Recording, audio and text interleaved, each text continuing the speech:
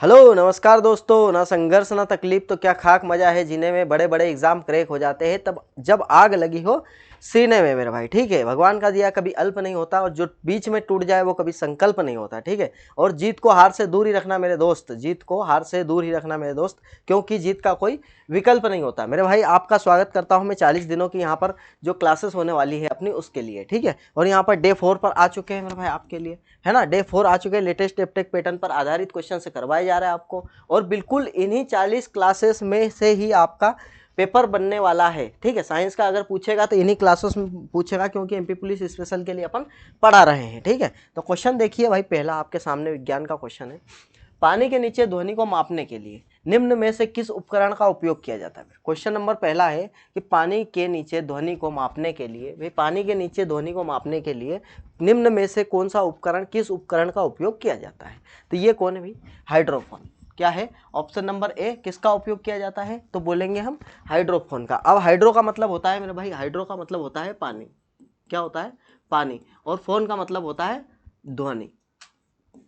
ठीक बात है, ये चीज समझ में आ गई। ठीक है, अब ये दो चीज अपने को ध्यान रखना है। ठीक है, हाइड्रोफोन का उपयोग किया जाता है पानी के अंदर ध्वनि को मापने के लिए। ठीक है, क्वेश्चन पूछ सकता है। अब अगर इधर सुनो, जो पूछ सकता है वो यहाँ पर लेकर आया हूं मैं। ठीक है, अब हाइड्रोफोन की अगर बात करें अपन, तो हाइड्रोफोन पानी के नीचे ध्वनि को मापता है। 1914 में मेरे भाई, 1914 में आविष्कार हुआ था इसका। ठीक है, 1914 में आविष्कार हुआ था, और किसने किया था, रेगिनॉल्ड ने किया था। ठीक है, रेगिनॉल्ड ने इसका आविष्कार किया था। ये दो तीन चीजें अपने को याद रखनी है। अब हाइड्रोफोन तो हो गया, अब हाइड्रोस्कोप की बात करें। हाइड्रो तो ये पानी की बात कर रहे हैं, अब और हाइड्रो कहाँ है, कहीं पर भी नहीं। तो ये वायुमंडलीय आर्द्रता में परिवर्तन दिखाता है। वायुमंडलीय आर्द्रता मतलब कि मॉइस्चर, वायुमंडल में जो मॉइस्चर है उसके परिवर्तन को दिखाता है। कि कौन, हाइड्रोस्कोप। ठीक है, इसका ध्यान रखना। उसके बाद हाइपोमीटर, हाइपोमीटर की अगर बात करें तो तरल के क्वथनांक को निर्धारण करता है, तरल के क्वथनांक को निर्धारण करता है हाइपोमीटर। ठीक है, मेघ मीटर, मेघ मीटर बहुत ही इंपॉर्टेंट है। ध्वनि की चाल के सापेक्ष एक विमान की चाल निर्धारित करता है मेरे भाई। ठीक है, ध्वनि की चाल के सापेक्ष एक विमान के चाल का निर्धारण करता है। ओडोमीटर आपको पता ही होगा, विद्युत चुंबकीय तरंगों की आवृत्ति को मापता है। ठीक है, कि कौन, ओडोमीटर। ये बहुत ही मोस्ट इंपॉर्टेंट है मेरा भाई, आईएमपी है ना, इनको ध्यान रख लेना आप। जैसे ओम मीटर है तो विद्युत प्रतिरोध को नापता है। ठीक है, ओडोमीटर वापिस आ गया भाई। ये ओडोमीटर था एक वाहन द्वारा यात्रा की गई दूरी को, हाँ ठीक है कोई बात नहीं। उसके बाद नेफोलोमीटर, ये तरल में निलंबित कणों द्वारा प्रकाश के प्रकीर्णन को मापता है। ठीक है, तरल में निलंबित कणों द्वारा प्रकाश के प्रकीर्णन को मापता है नेफोलोमीटर। ठीक है, और माइक्रोस्कोप, माइक्रोस्कोप आपको पता है, माइक्रोस्कोप आपको पता है जो सूक्ष्म छोटी छोटी चीजें होती है उसको मापने में काम करता है। ठीक है, छोटी वस्तुओं का आवर्धित दृश्य जो देता है। ठीक है, आवर्धित दृश्य देता है जो कि हमको दिखाई नहीं देता नॉर्मली उसका। ठीक है, अब क्वेश्चन हम सेकंड की तरफ बढ़ते हैं मेरे भाई। सेकंड क्वेश्चन है ना, उसमें इतने फैक्ट याद करना ही पड़ेंगे आपको। ठीक है भाई, अब ये ऐसा नहीं है कि अपने को हाइड्रोफोन से क्वेश्चन आया है तो वापस रिपीट करेगा हाइड्रोफोन हाइड्रोफोन, नहीं, उससे रिलेटेड जो भी उपकरण है वो यहाँ पर अपन लेकर आ गए आपके लिए। ठीक है, विद्युत शक्ति का ऐसा ही मात्रक क्या है भाई, तो विद्युत शक्ति की अगर बात करें तो ये क्या है, ऑप्शन नंबर सी, वॉट। क्या है, वॉट। ठीक है, इसकी एसआई यूनिट, विद्युत शक्ति की एसआई यूनिट वोट है। विद्युत विभव की अगर बात करूं, शक्ति समझ रहे आप, ये विद्युत शक्ति की बात कर रहा है। ठीक है, और विभव की अगर बात करेंगे अपन, ये विभव, ये वोल्ट है। ठीक है, जूल काय का है मेरे भाई, ऊर्जा का है ना, और ये धारा एम्पियर। ठीक है भाई, तो ये चार चीज अपने को याद रखनी है, बिल्कुल याद रख ही लेनी है। ठीक है, ये चार एक जैसी है, वो समझ नहीं आता है, वोल्ट वोट जूल एम्पियर, है ना। ये तीन चीज तो अपने विद्युत से संबंधित है, ये तीन चीज है ना, ये तीन चीज विद्युत से। ये विभव है ना, विभव है, थोड़ा सा क्या लिखने में, विभव। ठीक बात है, विभव है भाई, है ना, वोल्ट। अब आगे बढ़े तो जब गेंद फर्श पर गिरती है तो वह उछलती है, ऐसा किसके अनुसार होता है भाई, न्यूटन के पहले या दूसरे या तीसरे नियम, तो मेरे भाई तीसरे नियम के, क्रिया की प्रतिक्रिया। ठीक है, तीसरा नियम क्या है न्यूटन का, क्रिया की प्रतिक्रिया, है ना। तीन न्यूटन के तीन नियम है गति के, वो आपको बताना है ना, दो नियम आपको बताना है। तीसरा है क्रिया का प्रतिक्रिया, और दो नियम जो है वो आपको कमेंट बॉक्स में कमेंट करना, ताकि मुझे पता लगे कि आप सक्रिय है या नहीं, है ना, पढ़ने में लगा भी रहे हो कि नहीं, दिमाग लगा रहे हो, है ना। ऐसा नहीं है कि यहाँ पर कर रहे हैं और आप बस मस्त रहे हो, है ना, ऐसा नहीं होना चाहिए, बस करना है आपको, है ना। अब हाइड्रोलिक की बात कर रहे हैं अपन, हाइड्रोलिक ट्रैक्टर वगैरह में जो होता है हाइड्रोलिक और बड़ी बड़ी लिफ्ट में काम आता है, वो किसके नियम के अनुसार काम करता है अगर बात करें अपन, तो ये पास्कल के नियम के अनुसार। क्यों कि जो पास्कल है ये दाब की इकाई है, कल अपन ने पढ़ा है दाब का एसआई मात्रक है पास्कल, ठीक है, ये चीज अपन ने पढ़ी है।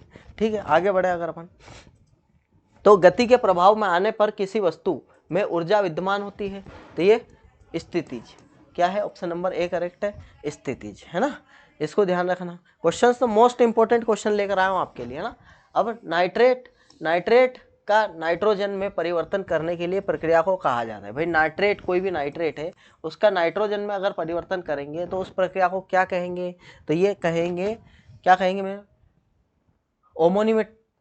ओमोनीकरण या फिर नाइट्रीकरण या फिर विनाइट्रीकरण, फिर विनाइट्रीकरण या फिर नाइट्रोजन स्थिरीकरण, तो इसको बोलेंगे विनाइट्रीकरण, ऑप्शन नंबर सी करेक्ट है। आगे बढ़े अगर अपन, तो कौन सी रक्त वाहिका फेफड़ों से हृदय तक शुद्ध रक्त को ले जाती है। मेरे भाई फेफड़ों का काम ही क्या होता है आपको पता है, फेफड़ों का काम होता है कि जो हम जो सांस लेते हैं, जो ऑक्सीजन या फिर जितनी भी गैसेस होती है वो अपने अंदर रहते हैं, तो फेफड़ों का काम होता है जो ऑक्सीजन है ना उसका शुद्धिकरण करके, ऑक्सीजन का शुद्धिकरण करके और ब्लड के अंदर मिला करके, रक्त जो ब्लड के अंदर मिला करके और मतलब हृदय तक पहुंचाने का काम होता है। ठीक है, ये किसका काम होता है, फेफड़ों का काम होता है। ठीक भाई, तो यहाँ पर क्या है भाई, सिराएं होती है या धमनियां होती है, तो पहली बात तो सिराएं होती है और फुफ्फुसीय सिराएं होती है, ऑप्शन नंबर बी करेक्ट है यहाँ पर। ठीक है भाई, आगे बात समझ में। अब प्याज का लाल रंग किस वर्णक की उपस्थिति के कारण होता है, प्याज का लाल रंग किस वर्णक की उपस्थिति के कारण होता है मेरे भाई, इस चीज़ का अपने को ध्यान रखना है। तो किसकी चीज़ भाई, यहाँ पर कैरोटीन की वजह से होता है या फिर जेथोफिल की वजह से या बेटासाइनिन या फिर एंथोसाइनिन, तो मेरे भाई एंथोसाइनिन की वजह से होता है, ऑप्शन नंबर ए करेक्ट है, एंथोसाइनिन की वजह से हमारे जो प्याज का जो लाल रंग है वो होता है। ठीक है, अब और इम्पोर्टेंट कुछ चीज़ में लेकर भाई, और क्या, एंथोसाइनिन की बात करें अगर, तो ये प्रतिऑक्सीकरण कारक प्रभाव के साथ एक प्रकार के यौगिक के रूप में परिभाषित किया जाता है भाई, है ना, एक यौगिक है, क्या है ये, यौगिक है। अब यह एक प्रकार का फ्लेवोनॉइड है जो लाल, बैंगनी और नीले पौधे को उनके समृद्ध रंग देता है भाई, लाल ही नहीं, ये बैंगनी भी और नीले पौधे को भी समृद्ध रंग देता है। ठीक है, तो खाद्य प्रसंस्करण पौधों में जो एंथोसाइनिन में प्रचुर होते हैं, कौन कौन है भाई, एक तो ब्लूबेरी, रास्पबेरी और काला चावल, काला सोयाबीन, चेरी और लाल किशमिश और नाटन अंगूर और लाल गोभी, ये 8 भाई अपने फ्रूट है जिसमें होता है। ठीक है, 8 हमारे पौधे हैं, इसमें लाल रंग इस कारण होता है, किसके, एंथोसाइनिन के कारण होता है ना। ये आज अपने से आज पूछा है, क्या पूछा है मेरे भाई, आज प्याज का रंग लाल क्यों होता है, तो हम बता दिया इसके कारण होता है। अब पूछ ले ब्लूबेरी में लाल रंग क्यों होता है, रास्पबेरी में क्यों होता है, काला चावल में क्यों होता है, ये चीज़ें अगर पूछे तो अपने को बताना है। ठीक है, ये याद रखना है। अब निम्नलिखित में से कौन सा मसाला तने से प्राप्त, भाई तने से कौन सा मसाला प्राप्त होता है, सबसे पहले तो ऑप्शन नंबर बी हल्दी होता है। अब लौंग एक फूल है, आपको पता है क्या है, लौंग एक फूल है ना, फूल की आकृति जैसा दिखता है ना लौंग को अगर देखा हो। और दालचीनी की अगर मैं बात करूँ तो दालचीनी पेड़ की छाल है, क्या है, ये छाल है ना, दालचीनी पेड़ की छाल है, ये छाल जैसे रहते हैं ना, आपको पता ही होगा मसाले के अंदर दिखाई देते होंगे छाल टाइप, है ना दालचीनी।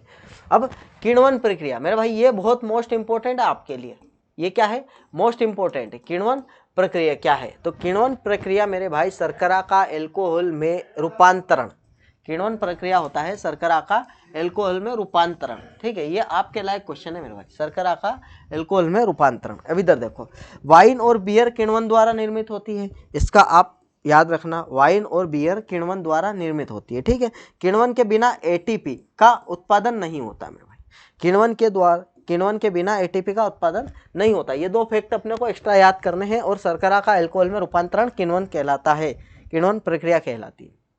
अब इधर देखो, प्राकृतिक स्रोत भाई सिरका से हमको एसिटिक अम्ल मिलता है, नारंगी की बात करूँ तो साइट्रिक अम्ल मिलता है ना, इमली की बात करें तो टार्ट्रिक अम्ल मिलता है ना, दही में लैक्टिक, जहाँ दूध की बात आएगी वहाँ लेक्ट आएगा, क्या आएगा, दूध की जहाँ पर भी बात आएगी वहाँ लेक्ट आएगा, ये ध्यान रखना है ना। दूध, दही।